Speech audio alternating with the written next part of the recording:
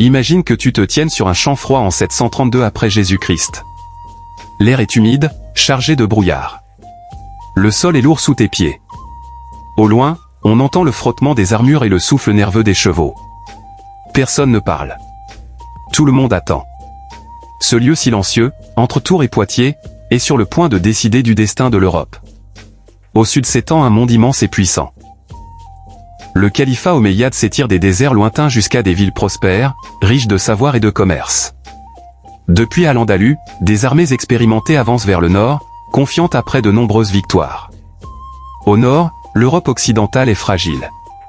Les routes romaines se dégradent, les royaumes sont divisés, l'avenir est incertain. Pourtant, chez les Francs, un homme se prépare. Son nom est Charles Martel. On le surnomme le marteau. La nouvelle arrive.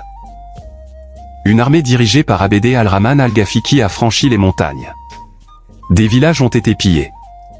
L'avancée est réelle. Charles ne se précipite pas. Il choisit le terrain. Il rassemble ses hommes paysans, guerriers, nobles et les entraîne à rester unis, bouclier contre bouclier. Ils n'attaqueront pas. Ils tiendront. Pendant plusieurs jours, les deux armées se font face dans un silence inquiétant. La nuit, les feux brillent faiblement.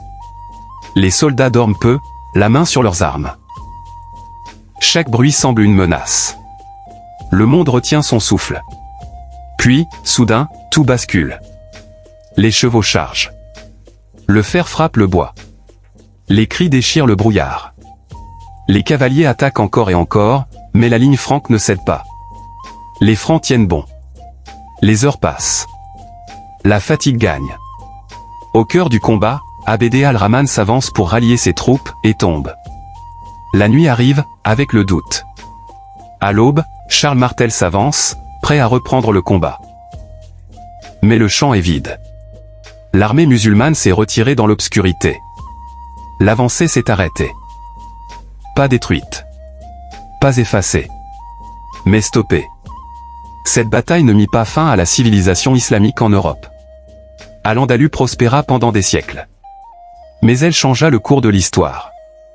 Elle sécurisa les terres franques. Elle fit de Charles Martel une figure légendaire. Et elle ouvrit la voie à un empire à venir, celui de Charlemagne. La bataille de Tours ne fut pas célébrée par des chants ou des fêtes. Il n'y eut ni trompette ni triomphe. Seulement des hommes épuisés, debout dans le froid, conscients que quelque chose venait de changer. L'histoire ne se transforme pas toujours dans le bruit et le feu. Parfois, elle change dans le silence. Et en 732 après Jésus-Christ, sur un champ noyé de brouillard entre Tours et Poitiers, l'avenir de l'Europe s'arrêta un instant.